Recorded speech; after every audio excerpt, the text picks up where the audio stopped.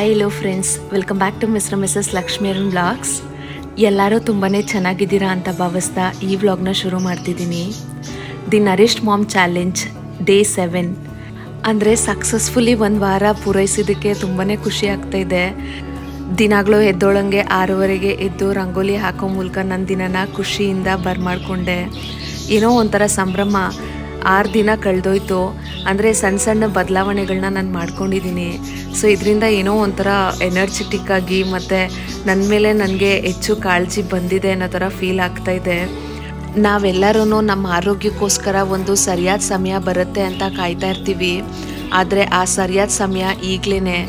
ನಾವು ಮಾಡೋ ಅಂಥ ಒಂದು ಶಾರ್ಟ್ ವಾಕ್ ಆಗಿರಲಿ ಅಥವಾ ಹೆಲ್ದಿ ಫುಡ್ ಹ್ಯಾಬಿಟ್ಸ್ ಆಗಿರಲಿ ನಮ್ಮ ಲೈಫ್ ಸ್ಟೈಲ್ನೇ ಬದಲಾಯಿಸ್ಬಿಡುತ್ತೆ. ಕಳೆದ 6 ದಿನಗಳಲ್ಲಿ ನನ್ನ ಈ ಪ್ರಯತ್ನ ನಿಮಗೆ ಯಾವ್ದು ಇಷ್ಟ ಆಯಿತು ಅಂತ ಹೇಳಿ ಕಮೆಂಟ್ ಮೂಲಕ ತಿಳಿಸಿ. ನನ್ನ ಜೊತೆಲಿ ನೀವು ಕೂಡ ನರಿಷ್ಡ್ ಆಗಿ ಫೀಲ್ ಮಾಡ್ತಿದ್ದೀರಾ ಅಂತ ಅನ್ನಿಸ್ತಿದೆ. ಯಾಕೆ ಅಂತ ಹೇಳಿದ್ರೆ ಯಾರಾದರೂ ಇನ್ಸ್ಪೈರ್ಡ್ ಆಗಿ ಏನಾದರೂ ಒಂದು ಸಣ್ಣ ಬದಲಾವಣೆ ನಿಮ್ಮ ಲೈಫ್ ಸ್ಟೈಲಲ್ಲಿ ತೊಗೊಂಬಂದಿದ್ರೆ ಅದೇ ನನ್ನ ಸಕ್ಸಸ್ಸು. ನಾವು ಹೆಣ್ಮಕ್ಳು ನಮ್ಮ ಬಗ್ಗೆ ಕೇರ್ ಮಾಡ್ಕೊಳ್ಳೋದು ತುಂಬಾ ಕಡಿಮೆ. ಒಂದು ಉಗುರು ಕಟ್ ಮಾಡಬೇಕು ಅಂತ ಹೇಳಿದ್ರು ನಮಗೆ ಟೈಮೇ ಸಿಗೋಲ್ಲ ಥರ ಫೀಲ್ ಆಗುತ್ತೆ. ನಾವು ಯೋಚನೆ ಮಾಡಿಟ್ಟಿರ್ತೀವಿ ನೆಕ್ಸ್ಟು ನೇಲ್ ಕಟ್ ಮಾಡ್ಕೊಳ್ಳೋಣಪ್ಪ ಅಂತ. ಬಟ್ ಏನಾಗುತ್ತೆ ಅಂತ ಹೇಳಿದ್ರೆ ಅಷ್ಟರಲ್ಲಿ ಬೇರೆ ಏನಾದರೂ ಒಂದು ಕೆಲಸ ಬಂದಿರುತ್ತೆ. ಮತ್ತೆ ನೆನಪಿಸ್ಕೊಳ್ಳೋಷ್ಟ್ರೊಳಗೆ ಸಾಯಂಕಾಲ ಆಗಿಬಿಟ್ಟಿರುತ್ತೆ ಅಥವಾ ಶುಕ್ರವಾರ ಮಂಗಳವಾರ ಬಂದುಬಿಟ್ಟಿರುತ್ತೆ. ಸೊ ಈ ರೀತಿ ನಿಮಗೂ ಯಾವತ್ತಾದರೂ ಆಗಿದೆಯಾ ತಿಳಿಸಿ. ಯಾಕೆ ಅಂತ ಹೇಳಿದ್ರೆ ನಮ್ಮ ಮೇಲೆ ನಾವು ಕಾಳಜಿ ವಹಿಸೋದು ತುಂಬಾ ಕಡಿಮೆ. ಈವನ್ನು ನಾವು ತುಂಬ ಜನ ನಮ್ಮಲ್ಲಿರೋವಂಥ ಸಣ್ಣ ಸಣ್ಣ ಐಟಮ್ಸ್ನ ಕ್ಲೀನ್ ಮಾಡೋದಕ್ಕೂ ಅಂತ ತುಂಬ ದಿವಸದಿಂದ ಅಂದ್ಕೊಂಡಿರ್ತೀವಿ. ಬಟ್ ತಿಂಗಳುಗಳೇ ಕಳೆದೋಗ್ಬಿಡುತ್ತೆ. ಜಸ್ಟು ಯೋಚನೆಯಲ್ಲೇ ಉಳಿದೋಗ್ಬಿಟ್ಟಿರುತ್ತೆ. ನಿಮ್ಮಲ್ಲಿ ಎಷ್ಟು ಜನ ನಿಮ್ಮ ಕೂಂಬನ್ನ ವಾಶ್ ಮಾಡಿ ಎಷ್ಟು ವಾರ ಆಗಿದೆ ಯೋಚನೆ ಮಾಡಿ. ಸೊ ನಾವು ಹಲ್ಲುಜ್ಜೋ ಅಂಥ ಬ್ರಷ್ನ ಎಷ್ಟು ಸತಿ ನಾವು ಕ್ಲೀನ್ ಮಾಡಿದ್ದೀವಿ ಅನ್ನೋದನ್ನು ಥಿಂಕ್ ಮಾಡಿ ನೋಡಿ. ಯಾಕೆ ಅಂತ ಹೇಳಿದ್ರೆ ಅದೆಲ್ಲನೂ ಚಿಕ್ಕ ಚಿಕ್ಕ ವಿಚಾರಗಳು. ಬಟ್ ಅದನ್ನು ನಾವು ಡೈಲಿ ಬಳಸ್ತಾ ಇರ್ತೀವಿ. ಬಟ್ ಆದರೆ ಅದನ್ನು ಕ್ಲೀನ್ ಮಾಡೋದಕ್ಕೆ ಟೈಮೇ ಕೊಡೋದಿಲ್ಲ. ಈವನ್ನು ನಾವು ಯೂಸ್ ಮಾಡೋವಂಥ ಬಫ್ ಆಗಿರಲಿ ಅಥವಾ ಮೇಕಪ್ ಬ್ರಷ್ ಆಗಿರಲಿ, ಇದನ್ನೆಲ್ಲದನ್ನು ನಾವು ಡಿಕ್ಲಟರ್ ಮಾಡಿ ಮತ್ತೆ ಕ್ಲೀನ್ ಮಾಡಿ ಎತ್ತಿರೋವಂಥ ಟೈಮು ನಾವು ಕೊಡೋದೇ ಇಲ್ಲ. ಅಟ್ಲೀಸ್ಟು 15 ಡೇಸ್ ಒನ್ಸ್ ಆದರೂ ಈ ರೀತಿ ನಾವು ಕ್ಲೀನ್ ಮಾಡ್ಕೋತಾ ಬಂದರೆ ನಾವು ತುಂಬಾ ಡಿಸಿಪ್ಲೈನ್ಡಾಗಿ ಮತ್ತು ಆರ್ಗನೈಸ್ಡಾಗಿ ಇರೋದಕ್ಕೆ ಇದು ತುಂಬ ಹೆಲ್ಪ್ ಮಾಡುತ್ತೆ. ಇನ್ನು ನಾನು ಆಗಲೇ ಹೇಳ್ದಂಗೆ 6 ಗಂಟೆ ಮೇಲೆ ನೇಲ್ ಕಟ್ ಮಾಡಬಾರ್ದು ಮತ್ತು ಫ್ರೈಡೇ ಮತ್ತು ಟ್ಯೂಸ್ಡೇ ನೇಲ್ ಕಟ್ ಮಾಡಬಾರ್ದು ಅಂತ ಹಿರಿಯರು ಹೇಳ್ತಾ ಇರ್ತಾರಲ್ವ. ಸೊ ಅದರಿಂದ ಪೋಸ್ಟ್ಪೋನ್ ಆಗ್ತಾ ಇರುತ್ತೆ ಮತ್ತು ನಾವು ನೆನಪಿಸ್ಕೊಂಡಾಗ ಅದು ಮಾಡೋಕ್ಕಾಗಲ್ಲ ಅಂತ. ಸೊ ಸುಮಾರು ಜನಕ್ಕೆ ಈ ಕ್ವಶನ್ನು ತಲೆಯಲ್ಲಿರುತ್ತೆ, ಯಾಕೆ ಟ್ಯೂಸ್ಡೇ ಮತ್ತು ಫ್ರೈಡೇ ಮತ್ತು 6 o'clock ಆದಮೇಲೆ ನೇಲ್ಸು ಕಟ್ ಮಾಡಬಾರ್ದು ಅಂತ. ಹಳೆ ಕಾಲದಲ್ಲಿ ಈಗಿನ ಥರ ಎಲೆಕ್ಟ್ರಿಸಿಟಿ ಇರಲಿಲ್ಲ. ಕತ್ಲೆಯಲ್ಲಿ ಅಥವಾ ಮಂದ ಬೆಳಕಲ್ಲಿ ಉಗುರು ಕಟ್ ಮಾಡಿದ್ರೆ ಚರ್ಮಕ್ಕೆ ಏನಾದರೂ ಗಾಯ ಆಗಿ ರಕ್ತ ಬರೋ ಸಾಧ್ಯತೆ ಇರುತ್ತೆ ಅಂತ ಹೇಳಿ, ಮತ್ತು ಕತ್ಲೆಯಲ್ಲಿ ಏನಾದರೂ ಉಗುರಿನ ಚೂರುಗಳು ಊಟದಲ್ಲಿ ಏನಾದರೂ ಬಿದ್ದೋದ್ರೆ ಅಥವಾ ಮನೆಯಲ್ಲಿ ಮೂನೆಯಲ್ಲಿ ಬಿದ್ದಿದ್ರೆ ಅದನ್ನು ಹುಡ್ಕೋದು ತುಂಬ ಕಷ್ಟ ಆಗುತ್ತೆ ಅಂತ ಹೇಳಿಬಿಟ್ಟು ಹೈಜಿನಿಕ್ ಪರ್ಪಸ್ಗೆ ಆ ರೀತಿ ಹಳೆ ಕಾಲದವರೆಲ್ಲ ಹೇಳ್ತಿದ್ರು. ಇನ್ನು ಸಂಜೆ ಲಕ್ಷ್ಮಿ ಬರೋವಂಥ ಟೈಮು ಅಂತ ಎಲ್ಲರೂ ನಂಬ್ತೀವಿ. ಸೊ ಈ ಟೈಮಲ್ಲಿ ಮನೆ ಕ್ಲೀನಾಗಿ ಇಟ್ಕೊಳ್ಬೇಕು, ದೀಪ ಹಚ್ಚಬೇಕು, ಉಗುರು ಕಚ್ಚೋದು ಅಥವಾ ಹೇರ್ಸ್ನ ಕಟ್ ಮಾಡೋದು ದರಿದ್ರ ಅಂತ ಹೇಳಿ ಐಶ್ವರ್ಯ ಎಲ್ಲ ಮನೆಗೆ ಬರೋದು ಕಡಿಮೆ ಆಗಿಬಿಡುತ್ತೆ ಅಂತ ನಂಬಿಕೆ ಇದೆ. ಅದಕ್ಕೋಸ್ಕರ ಆ ರೀತಿ ಹೇಳ್ತಾರೆ. ಆದರೆ ಈಗಿನ ಕಾಲದಲ್ಲಿ ಬೆಳಕಿನ ಸೌಲಭ್ಯ ಎಲ್ಲರಿಗೂ ಇದೆ. ರಾತ್ರಿ ಉಗುರು ಕಚ್ಚೋದು ಡೇಂಜರಸ್ ಏನೂ ಅಲ್ಲ. ಆದರೆ ಸಾಂಪ್ರದಾಯಿಕವಾಗಿ ಮತ್ತು ಡಿಸಿಪ್ಲಿನ್ನ ಫಾಲೋ ಮಾಡಬೇಕು ಅಲ್ವಾ. ಅದಕ್ಕೇನೆ ಸಂಡೇಸು ಅಥವಾ ಮಂಡೇಸು ಅಥವಾ ಬುಧವಾರ ಉಗುರು ಕತ್ತರಿಸೋದು ರೂಢಿ ಮಾಡ್ಕೊಳ್ತಾರೆ. ನೀವು ಕೂಡ ಈ ರೀತಿಯಾಗಿರೋ ಅಂಥ ಮಾತುಗಳನ್ನ ನಿಮ್ಮ ದೊಡ್ಡವರಿಂದ ಕೇಳಿದ್ದೀರಾ ಮತ್ತು ನಿಮ್ಮ ಮನೇಲಿ ಯಾವ ದಿನ ಉಗುರು ಕತ್ತರಿಸಬಾರ್ದು ಅಂತ ಹೇಳಿದ್ದಾರೆ.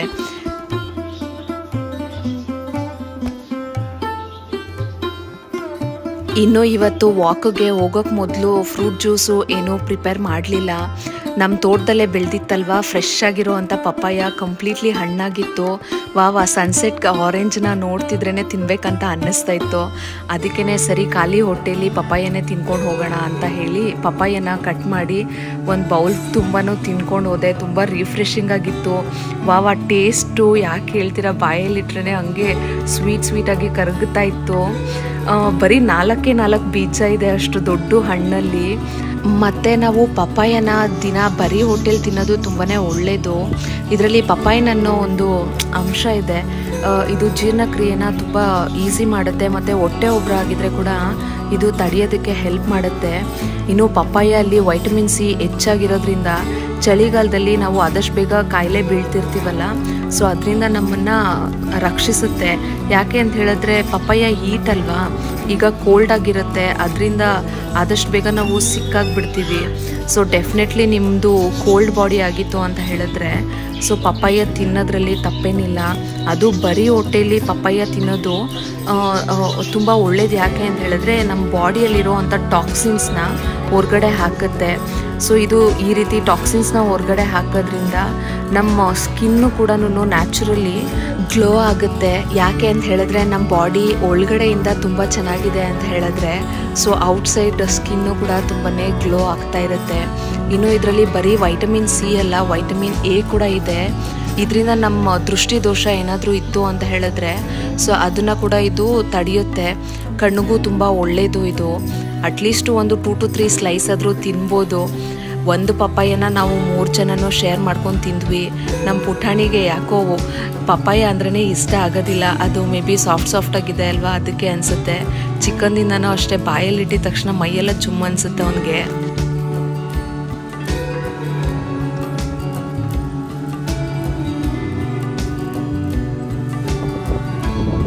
ಇವತ್ತು ನಾನು ವಾಕಿಗೆ ಹೋಗೋದು ಆಲ್ಮೋಸ್ಟ್ 8:30 ಆಗೋಗ್ಬಿಟ್ಟಿತ್ತು.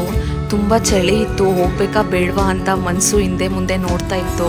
ಬಟ್ ಇದು ಚಾಲೆಂಜ್ ಅಲ್ವಾ, ಡೆಫಿನೆಟ್ಲಿ ನನ್ನ ಬಗ್ಗೆ ನಾನು ಕೇರ್ ಮಾಡ್ತಾ ಇರೋವಾಗ ಧೈರ್ಯವಾಗಿ ಹೋಗಲೇಬೇಕು ಅಂತ ಹೇಳಿ ಹೋದೆ.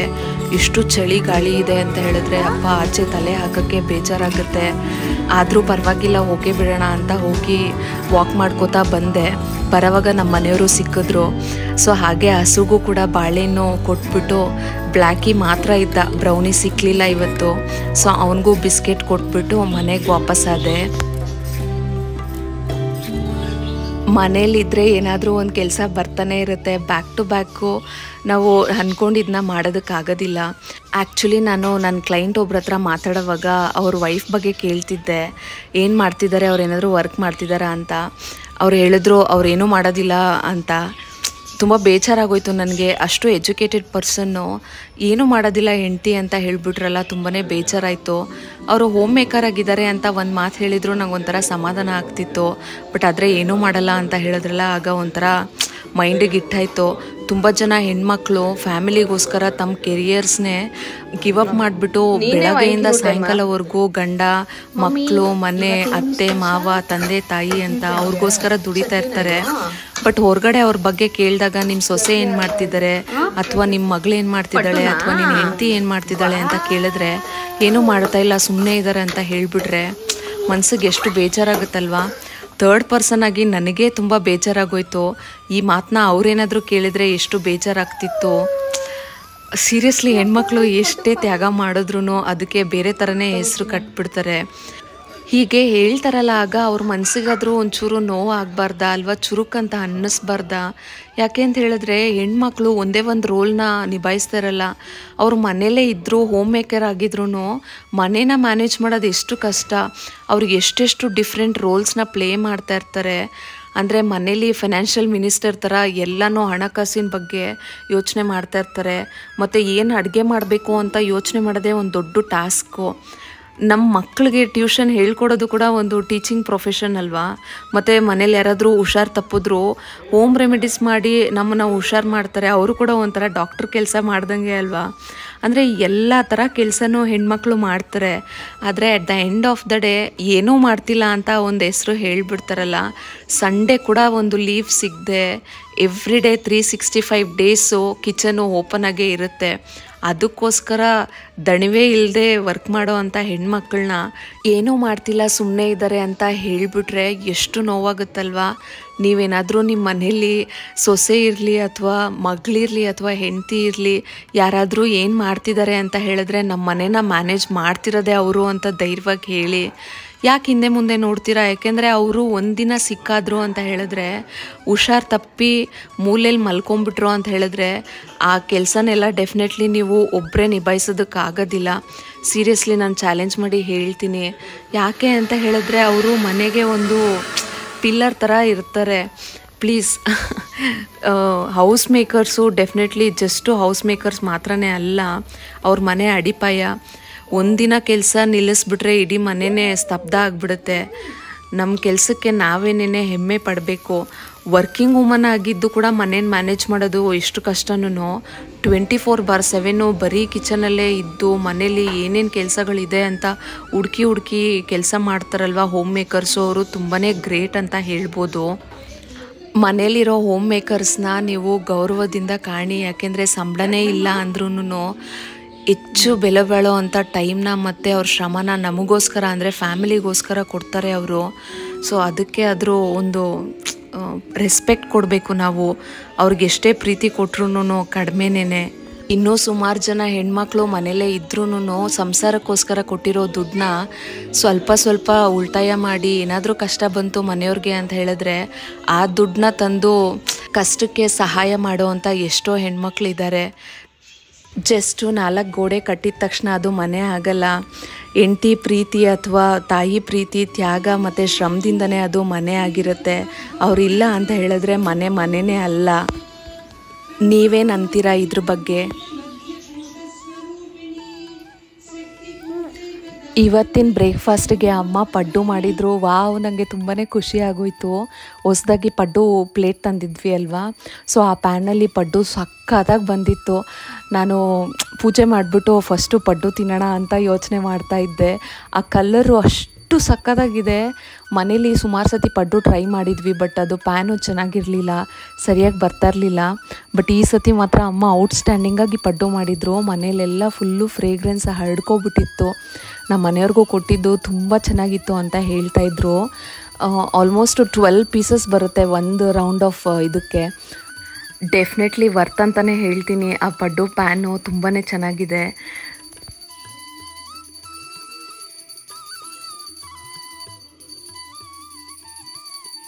ಇನ್ನು ಇವತ್ತಿನ ಫೇಸ್ ಪ್ಯಾಕ್ನಲ್ಲಿ ಪಪ್ಪಾಯ ಮತ್ತು ಹನಿ ಮಿಕ್ಸ್ಚರ್ನ ಮಾಸ್ಕ್ ಅಪ್ಲೈ ಮಾಡ್ಕೊಂಡಿದ್ದೆ. ಇದು ತುಂಬಾ ನರಿಷಿಂಗ್ ಸ್ಕಿನ್ ಕೊಡುತ್ತೆ ಮತ್ತು ಸ್ಕಿನ್ ಬ್ರೈಟನ್ ಆಗೋಕ್ಕೂ ಇದು ಹೆಲ್ಪ್ ಮಾಡುತ್ತೆ. ಸಾಫ್ಟ್ ಮಾಡುತ್ತೆ ಮತ್ತು ಸ್ಕಿನ್ನ. ಇದು ಒಂದು 10 ಮಿನಿಟ್ಸು ಅಥವಾ 20 ಮಿನಿಟ್ಸ್ ಅಪ್ಲೈ ಮಾಡಿಬಿಟ್ಟು ಅದಾದಮೇಲೆ ನಾವು ಕೋಲ್ಡ್ ವಾಟರಲ್ಲಿ ವಾಶ್ ಮಾಡಬೇಕು. ಸೊ ಆದ್ದರಿಂದ ನಮಗೆ ತುಂಬಾ ಶೈನಿಂಗ್ ಆಗಿ ಕೂಡ ಬರುತ್ತೆ ಸ್ಕಿನ್ನು. ನೀವು ಟ್ರೈ ಮಾಡಿ ನೋಡಿ, ಇನ್ಸ್ಟೆಂಟ್ ಬ್ರೈಟ್ನೆಸ್ ಕೂಡ ಸಿಗುತ್ತೆ ಇದರಿಂದ.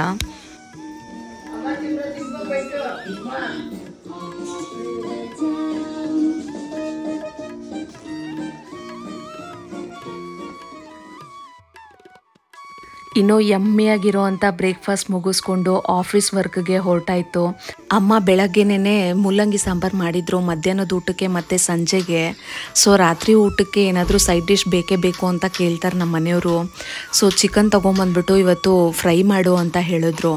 ಸರಿ, ಒಂದು ದಿಢೀರ್ ಫ್ರೈ ಮಾಡೋಣ ಅಂತ ಹೇಳಿಬಿಟ್ಟು ಈರುಳ್ಳಿ ಮತ್ತು ಹಸಿರುಮೆಣ್ಸಿನ್ಕಾಯಿ, ಟೊಮ್ಯಾಟೊ ಮತ್ತು ಕ್ಯಾಪ್ಸಿಕಮ್ ಇಟ್ಕೊಂಡು ಈ ಸಿಂಪಲ್ಲಾಗಿರೋವಂಥ ಫ್ರೈನ ಮಾಡಿದ್ದೀನಿ. ಫಸ್ಟು ಎಣ್ಣೆಗೆ ಸೋಂಪು ಮತ್ತು ಸಾಸಿವೆ ಬೇಕಾದರೆ ಹಾಕ್ಕೋಬೋದು, ಇಲ್ಲಾಂದರೆ ಬೇಡ. ನನಗೆ ಎಲ್ಲ ಐಟಮ್ಗೂ ಸಾಸಿವೆ ಹಾಕಿದ್ರೇ ಸಮಾಧಾನ. ಸೊ ಅದೆಲ್ಲ ಹಾಕಿದ್ಮೇಲೆ ಶುಂಠಿ ಬೆಳ್ಳುಳ್ಳಿ ಪೇಸ್ಟ್ ಏನೋ ಉಪಯೋಗಿಸ್ತಾ ಇಲ್ಲ ಇಲ್ಲಿ, ಡೈರೆಕ್ಟಾಗೇನೆ ಬೆಳ್ಳುಳ್ಳಿನ ಜಜ್ಜಿಬಿಟ್ಟು ಅದು ಹಾಕ್ಕೊಂಡು ಈರುಳ್ಳಿ ಮತ್ತು ಕ್ಯಾಪ್ಸಿಕಮ್ನ ಸಣ್ಣದಾಗಿ ಚಾಪ್ ಮಾಡಿ ಹಾಕಿ ಫ್ರೈ ಮಾಡ್ಕೋಬೇಕು. ಸೊ ಅದು ಸಾಫ್ಟಾಗಿ ಬಂದಮೇಲೆ ಟೊಮ್ಯಾಟೊನ ಹಾಕಿ ತೊಳೆದಿರೋವಂಥ ಚಿಕನ್ನು ಮತ್ತು ಅರಿಶಿನ ಪುಡಿ ಮತ್ತು ಉಪ್ಪು ಹಾಕಿ ಚೆನ್ನಾಗಿ ನಾವು ಫ್ರೈ ಆಗೋಕ್ಕೆ ಬಿಡಬೇಕು. ಅದಾದಮೇಲೆ ಜಸ್ಟು ಖಾರದ ಪುಡಿ ಹಾಕಿ ಚೆನ್ನಾಗಿ ಬೇಯೋದಕ್ಕೆ ಬಿಡಬೇಕು. ಕೊನೆಯದಾಗಿ ನಾವು ಲಾಸ್ಟಲ್ಲಿ ಹುರಿದು ಪುಡಿ ಮಾಡಿರೋ ಅಂಥ ಜೀರಿಗೆ ಮತ್ತು ಮೆಣಸಿನ ಪುಡಿನ ಹಾಕ್ಕೊಂಡು ಇದನ್ನು ಸ್ವಲ್ಪ ಹೊತ್ತು ಬಾಯ್ಲ್ ಆಗೋಕ್ಕೆ ಬಿಟ್ಟು ಈ ರೀತಿ ಎಣ್ಣೆ ಮೇಲೆ ಬರುತ್ತಲ್ಲ, ಸೊ ಆವಾಗವರೆಗೂ ಫ್ರೈ ಮಾಡಿಕೊಂಡ್ರೆ ಸಖತ್ ಎಮ್ಮೆಯಾಗಿರೋ ಅಂಥ ಸಿಂಪಲ್ಲಾಗಿರೋ ಕ್ಯಾಪ್ಸಿಕಮ್ ಚಿಕನ್ ಫ್ರೈ ರೆಡಿ ಆಗಿಬಿಡುತ್ತೆ. ಇದನ್ನು ನಾವು ಅನ್ನ ಸಾಂಬಾರಿಗೆ ಸೈಡ್ ಡಿಶ್ ಆಗಿ ತಿನ್ನೋದಕ್ಕೆ ಸಖತ್ ಕ್ಲಾಸಾಗಿರುತ್ತೆ. ಒಂದು ಸತಿ ಟ್ರೈ ಮಾಡಿ ನೋಡಿ. ಸೊ ನೋಡಿದ್ರಲ್ಲ friends, the nourished mom challenge day 7 ಈ ರೀತಿಯಾಗಿತ್ತು. ನೀವೇನಾದರೂ ಈ ವ್ಲಾಗ್ನ ಇಲ್ಲಿವರೆಗೂ ನೋಡಿದರೆ thank you so much for your precious time. ಇವತ್ತಿನ ವ್ಲಾಗಲ್ಲಿ ನಾನು ಕೊಟ್ಟಿರೋವಂಥ ಮಾಹಿತಿ, ರಂಗೋಲಿ ಮತ್ತು ನನ್ನ ರೆಸಿಪಿ, ನಾನು ಡಿಸ್ಕಸ್ ಮಾಡಿರೋವಂಥ ವಿಚಾರ ಯಾವ ರೀತಿ ಇತ್ತು ಅನ್ನೋದನ್ನು ತಪ್ಪದೆ ತಿಳಿಸಿ. ಈ ವ್ಲಾಗು ನಿಮಗೆ ಇಷ್ಟ ಆಗಿದ್ದರೆ ದಯವಿಟ್ಟು ಒಂದು ಲೈಕ್ ಮಾಡಿ, ನನ್ನ ಚಾನಲ್ಗೆ ಸಬ್ಸ್ಕ್ರೈಬ್ ಮಾಡಿ, ನನಗೆ ಸಪೋರ್ಟ್ ಮಾಡಿ. Thank you for watching. Will catch you in next vlog.